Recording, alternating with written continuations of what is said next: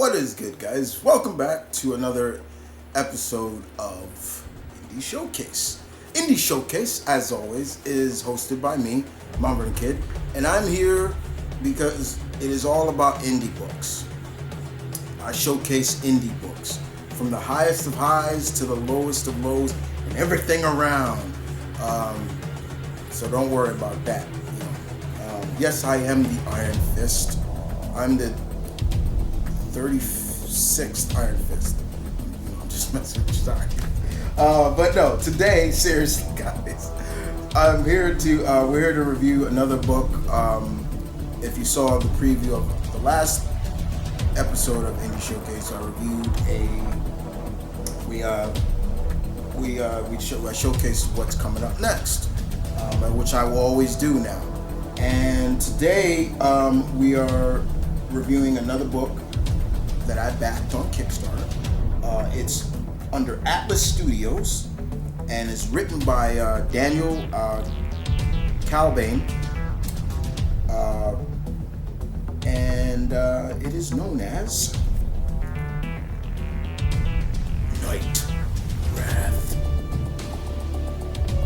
This screams 90s straight up. Which is true. This book really does. So let me take it out of the board real quick. This title is an homage to the 90s. Now, first and foremost, I know, the 90s comics. It was not a good year. To a degree, no, it wasn't. But it was mainly 90s was more about anti-heroes. The anti-heroes were ruling. People had a straight up hard on for the anti-heroes. And this is kind of what it's about.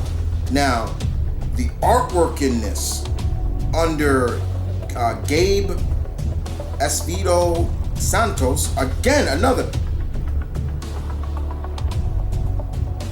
Hermano. Perfect. And the inker, David Rivera, perfect. This has a sense, his art, Mr. Santos, your art has a sense of David Finch. The shades, look at the shades, the dark shades, everything. I love David Finch's, when he does dark shading, it's great. So it has that, look at that. That's beautiful. That's him. So, we need to talk about this. So this does take place in my hometown, New York. It's in New York City, so it's in Manhattan. Now, first of all, I want to make people clear. A lot of people always ask me, "You live in New York, right?" And people think I live in New York City. No, I don't live in New York. I live outside the city. I live 20 miles outside of New York City in Westchester County, not New York City. But I can get to New York real quick in less than 20 minutes, no problem. But this does I call it my home because it is my home. I am a New Yorker. So this takes place, and Daniel really makes this feel, there's some things in there, I will talk about that, it really hits home with New York, which I really appreciate. So the story revolves around a guy called Joe Sutton, and he's kind of, as Daniel wrote, he's kind of a loser. Yo. All right, so the story starts out, we see previously, we don't see previously, we see now what's going on with Joe. And Joe is stopping a mugging going down in New York. And the mugger's he's like, give up your jewels. You shouldn't have you guys took a wrong turn from Times Square. You shouldn't have came up there. It came up this way, far up Hell's Kitchen. First of all, Hell's Kitchen is not what it looks. Don't let Daredevil and all these other books that showcase Hell's Kitchen as being bad or corrupt, and it's not. Hell's Kitchen is completely different now. Same thing with Times Square. Back in the early 90s when I was 12 and stuff, Times Square was not a place to be, or the 80s or things like that. I'm a child of the '80s, so trust me, it wasn't. But here, I love the mugger saying, you know, you better give it up, or your son is gonna truly see what it's like to see one of his favorite heroes lose his. I'm like, Batman. I was like, I see where you did, Dan. I see where you got that. That's cool. But KnightWrath comes and he just mutilates this guy, and he's so badly. And then even the people that they were like, stop, you're killing him. And he's like, what kind of monster are you? And he's like, I'm KnightWrath. I saved you, you know. He goes off and he's just like, I am the scourge of evil. Like straight, this is 90s comic, but that artwork, I stayed on this page for like 4 minutes just admiring that artwork. Santos, Mr. Santos, your artwork. I was just like, God damn. And then he's just like, well, I'm nothing but a dream, and he just disappears. So we get to see Joe. Here he is, right here. He's this little skinny guy. You know, he's kind of 6 months later. He's like, I'm a man cursed to be a loser. I'm an asshole. You know, I'm an asshole dad. The mother, I scarred the mother. I'm scrawny. I'm friendless. I'm at a dead end job. Everything about him is just. It doesn't scream like you should be rooting for this guy. It screams more like, man, this guy needs some self-esteem, or needs a reality check.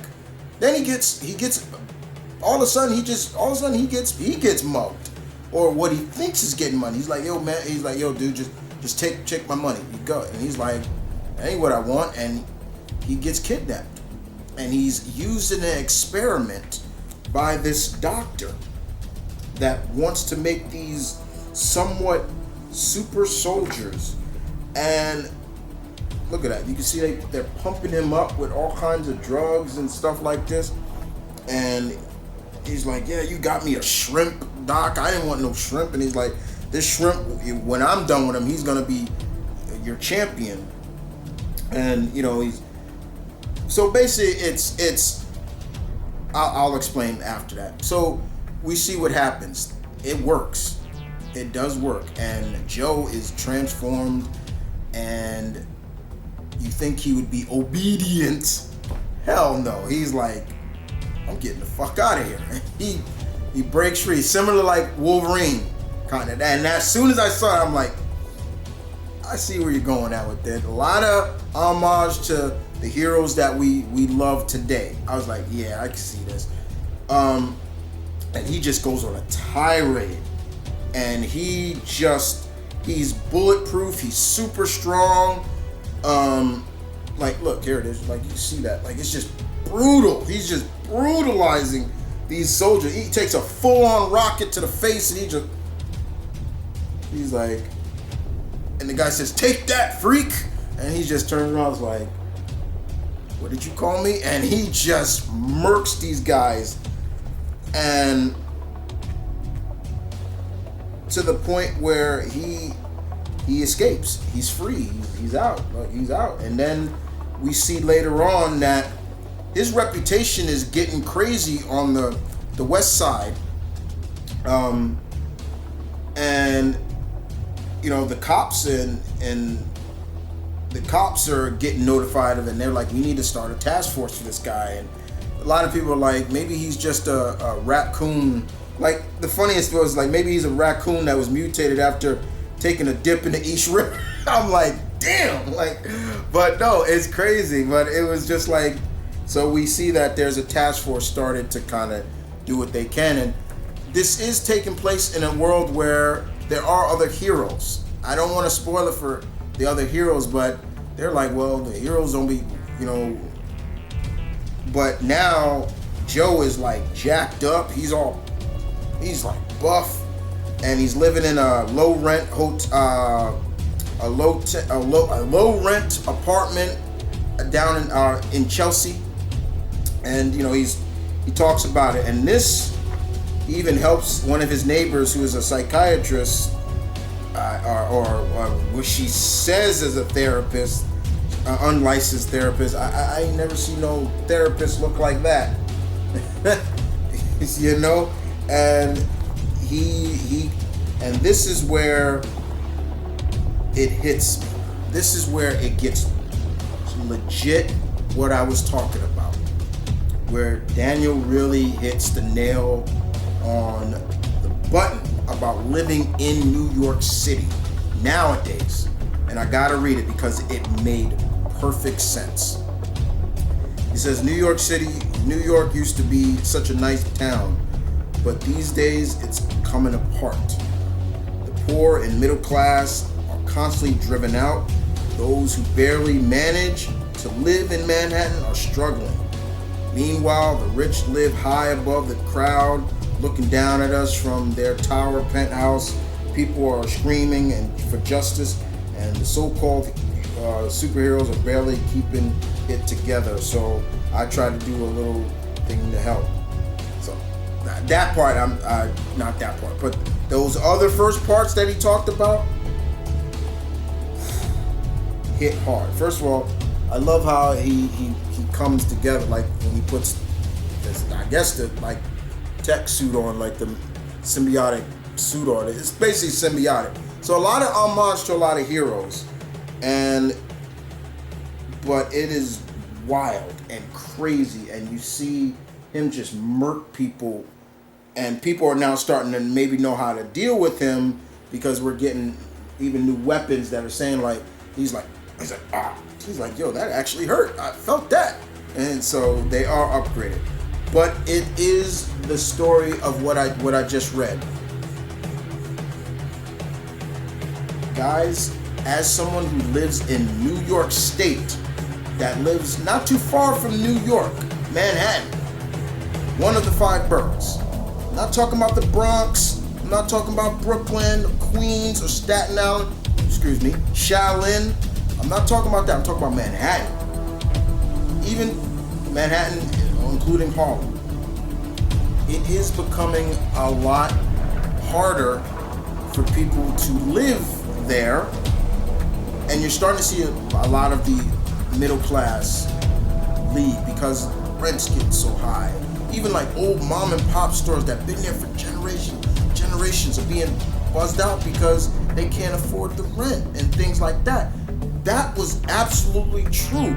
And we see this in various movies and stuff where New York is all futuristic, but you know, it's like only for the upper class now. And it scares me that the city I go to a lot and love going down to is becoming like that. I hate seeing that because that is scary. You know, I don't want that. You don't want Manhattan to become like that, like the middle class or lower middle class, or you know, upper middle. They can't live there or sustain a living because of such stuff like that. I know that feeling because I have friends and I got co-workers that live, and they say it all the time, man. I'm thinking about moving out of New York, like coming up maybe to Westchester, things like that, or going to another borough because it's easier. And I know that. That hit home real quick with me. But outside of that, this was fun. This was just a nice, brutal, but this was definitely straight homage to the 90s. Go back to the 90s. No, I'm just kidding. No, this is straight 90s based. KnightWrath is a mixture of some. You see a little bit of Captain America. Just what if Cap was a dick? Even when he was scrawny Steve Rogers. There's a little bit of Wolverine because the organization that made him into this reminds you of Weapon X, or mixed of Project Rebirth and Weapon X. Boom.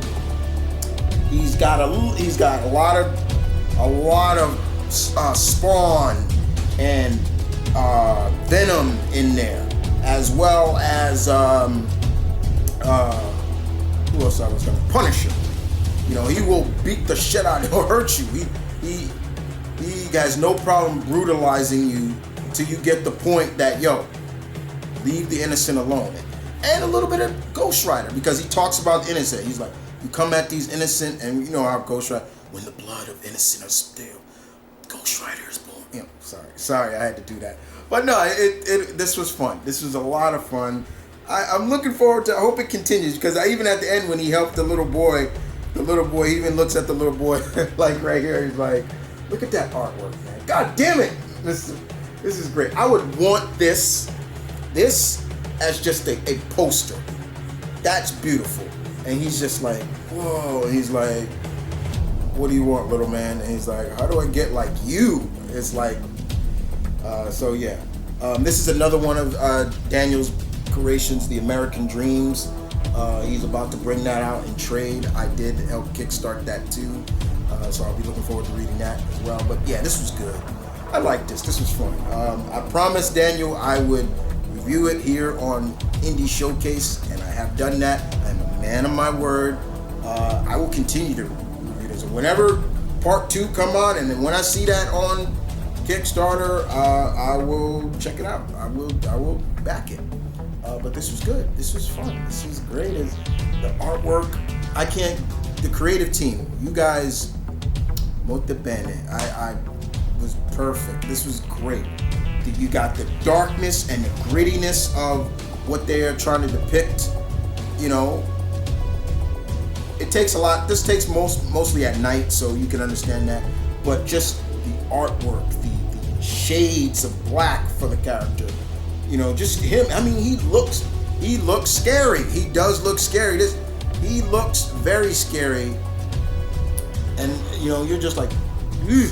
You know, imagine seeing this guy coming at you, you're just like, just don't hurt, just don't hurt me too badly. I won't do it again. You know, so it made his point. You guys did a great job on this. This was fun. It says to be continued, so I hope to see more. But yeah, this was fun. I think you can go to, I believe, Atlas. It is Atlas Studios. I think there's I think they have a website.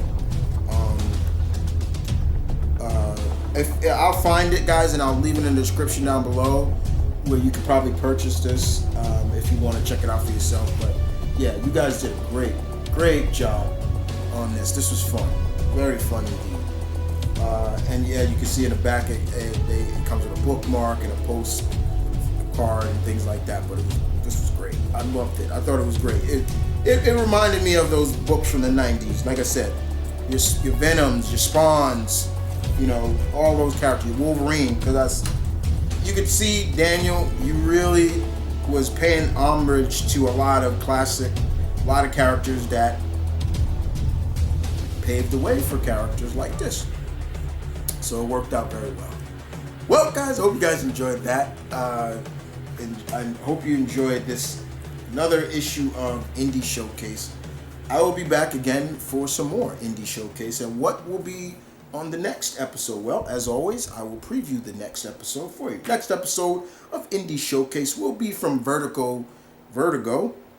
And this was a book that I got down at this year's MegaCon. I was down in Orlando.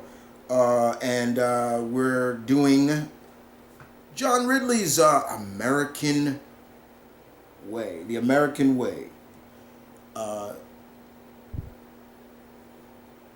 John Ridley's becoming another go-to writer for me. He's doing real good. But in the meantime, guys, hope you guys enjoyed that. I will see you guys next time. As always, thank you for watching Indie Showcase. Don't worry, guys. More indie books are coming throughout down the line. And guys, don't be surprised. For any up-and-coming indie writers, don't be surprised. You may see your book here on Indie Showcase. That's just my contribution to put the word out about your work. Deuces.